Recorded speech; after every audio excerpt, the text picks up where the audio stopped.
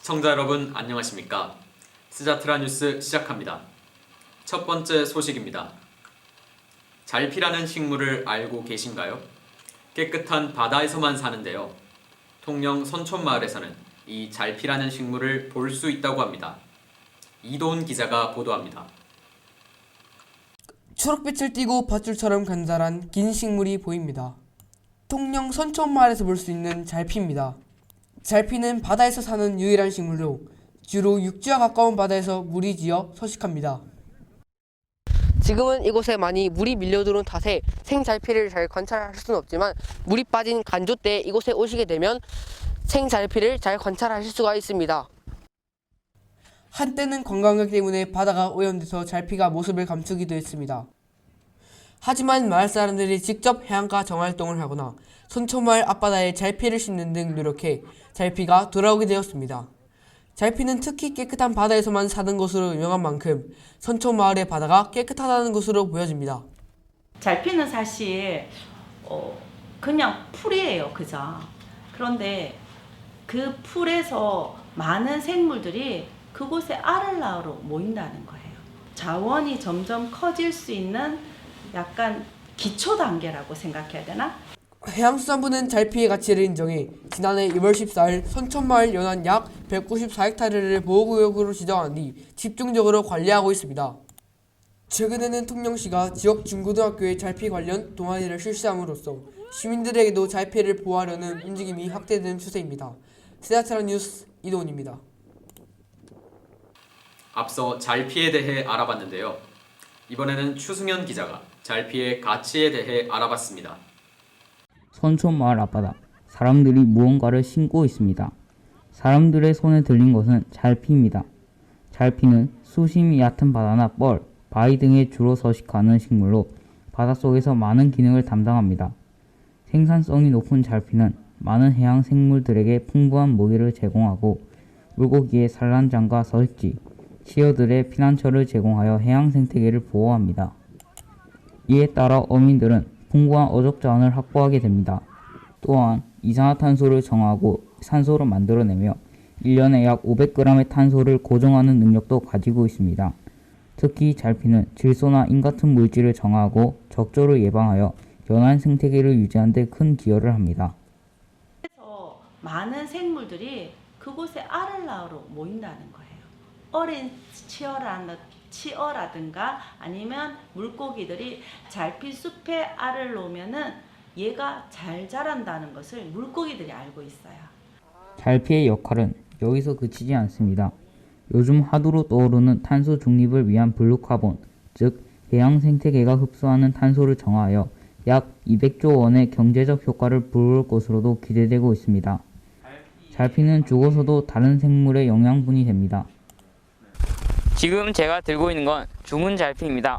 이 잘피는 비록 죽었지만 다른 해양 생물들에게 영양분이 되기도 합니다. 그 외에도 바이오 화장품, 바이오 에너지, 생물의학 산업 등 잘피가 이용되는 분야는 다양합니다.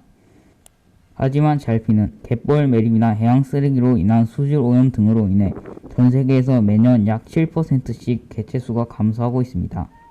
잘피 심기는 잘피를 보호하기 위한 대책 중 하나입니다. 통영 선촌마을에서는 잘피를 심어 잘피 군락을 복원하려는 시도가 이루어지고 있습니다.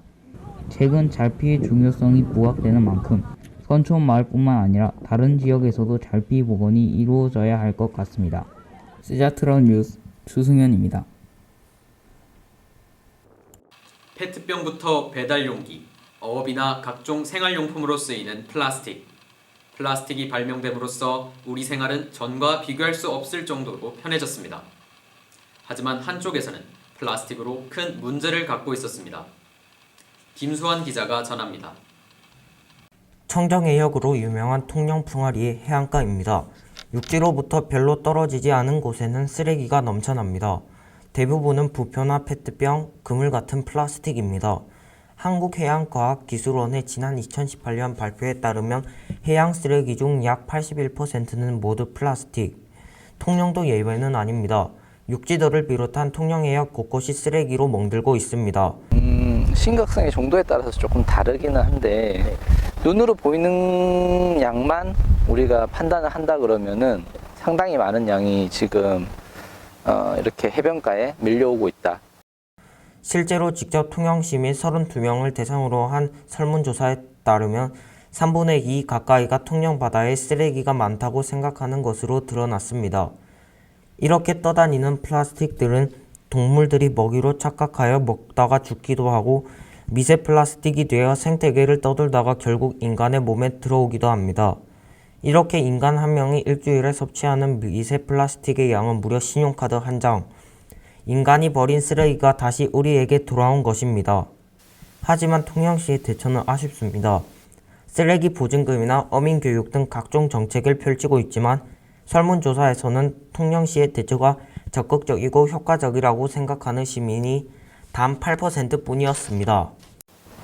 해양업에 종사하시는 분이 통영 같은 경우엔 굉장히 많다고 생각을 합니다. 그 분들을 중심으로 해서 어떤 쓰레기 교육이나 플라스틱 교육이 좀 필수적으로 이뤄진다면 좋지 않을까라는 생각이 들어서 우리 모두가 플라스틱 문제를 잘 알고 있지만 잘 행동하려고 하지 않습니다. 이제 보다 효과적인 제도들과 방안들로 우리들의 지구를 살려야 할 때입니다. 세자트라 뉴스 김수환입니다. 그런가 하면 통영의 한 어촌 마을에서는 해양 쓰레기 문제를 해결하기 위해 주민들이 직접 나선 곳도 있습니다. 구역을 정해 매일 쓰레기를 줍는다고 하는데요. 3년 만에 눈에 띄게 쓰레기가 많이 줄었다고 합니다. 박혜령 기자가 전합니다. 통영의 한 선촌 마을, 누군가 바다에서 쓰레기를 줍고 있습니다. 바다에 있는 쓰레기를 주우면 돈을 받을 수 있는 참여소득이 있습니다. 참여소득의 시작은 한 주민이 자발적으로 해안 쓰레기를 줍고 그 모습을 본 마을 주민들이 하나둘씩 해안을 관리하게 된 것입니다. 이 참여소득 프로그램은 3년 넘게 지속되었으며 그 결과도 주목해 볼 수 있습니다. 처음부터 마을 주민들이 해양 쓰레기 문제에 관심을 가지진 않았습니다. 처음에는 통영시 해양보호구역 지정을 반대했습니다. 하지만 그런 주민들이 2018년도에 정화 사업을 실시하면서 불과 3년 만에 해양보호구역 지정을 원하였습니다. 그렇게 통영시 해양보호구역으로 지정된 선촌마을에서 참여소득이라는 활동을 시작하게 되었습니다. 참여한 주민들은 하루에 10,000원 정도의 돈을 받습니다. 선촌마을 주민 대부분이 참여소득 활동을 하고 있습니다. 분들은 모두 다 참석하게끔 하는 그런 제도를 썼어요. 그래서 조금 젊은 분들은 먼 곳에 섬에 가고 좀 몸이 불편하시거나 움직임이 자유롭지 못한 어르신들 같은 경우는 이 바닷가. 주민들은 구역을 나누고 조를 짜서 맡은 구역으로 이동하여 쓰레기를 줍습니다. 하루에 수거되는 양은 최소 2~3포대, 많으면 5포대도 나옵니다. 3년 전부터 시작된 주민들의 노력으로 쓰레기의 양은 많이 줄었습니다. 일단은 이게 쓰레기 양이 많이 줄긴 했어요. 그래도 바람의 방향에 따라서 저희 동네에 밀려오는 쓰레기는 변화가 심해요. 참여소득으로 받는 돈은 한 달에 10만 원 정도입니다. 어르신들도 직접 용돈벌이를 하고 바다까지 깨끗하게 할 수 있다는 자부심과 뿌듯함을 가지고 있습니다. 세자트라 뉴스 박혜령입니다. 마을 주민들이 쓰레기를 매일 주워서 그 양은 많이 줄어들었지만 아예 사라지지는 않고 있습니다. 쓰레기들이 해류를 타고 이동하기 때문입니다. 제가 직접 취재해봤습니다. 한자가 적힌 빈 음료수병. 통영 연대도에서 발견된 중국 쓰레기입니다. 외국으로 떠밀려간 우리나라 쓰레기도 있습니다. 일본 규슈 해안에서 목격된 한국 쓰레기입니다. 이처럼 우리 바다에 버려진 쓰레기가 다른 나라까지 떠밀려가기도, 다른 나라 쓰레기가 우리나라 해안에서 발견되기도 합니다. 왜 이런 일이 일어나는 것일까? 바다에 떠다니는 부유성 쓰레기가 해류를 타고 이동하기 때문입니다. 중국에서 우리나라로 흐르는 쿠로시오 해류와 대만 난류, 그리고 우리나라에서 일본으로 흐르는 제주 난류와 대만 난류가 쓰레기를 이동시킵니다. 우리 지구 온도를 유지하기 위해서 바닷물이 열심히 움직여서 찬물은 밑으로 적도 쪽으로 내려가고 다시 뜨거운 물들이 다시 위로 올라가는 이런 커다란 컨베이어 벨트가 움직인다고 생각하면 되거든요. 그거에 따라서 움직이는 거예요. 그러다 보니까 중국 쓰레기가 저기 소매물도 쪽으로 많이 들어요. 그리고 또 우리 쓰레기도 물론 일본으로 가고요. 그런데 중국보다 남쪽에 위치해서 해류가 직접 연결되지 않은 동남아 지역의 쓰레기가 우리나라에서 발견되기도 합니다. 강력한 바람을 일으키는 태풍이 쓰레기가 더 먼 거리를 이동할 수 있게 돕는 겁니다. 태풍이 오지 않는 봄과 초여름에는 우리나라와 가까운 중국 북부 지역의 쓰레기가 주로 발견되지만 태풍이 올 때는 중국 남부와 동남아 지역의 쓰레기까지 몰려옵니다.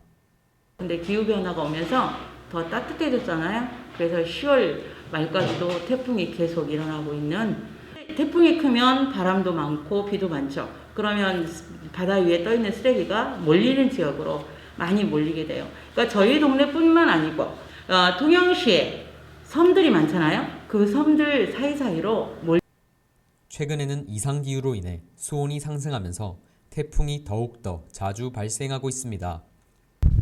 주고받는 쓰레기가 점점 늘어나는 상황. 서로를 탓하며 책임을 미루기보다는 쓰레기 배출을 함께 줄여나가야 할 때입니다. 스자트라 뉴스 최민욱입니다. 이상으로 스자트라 뉴스 마칩니다. 시청해주신 여러분 감사합니다.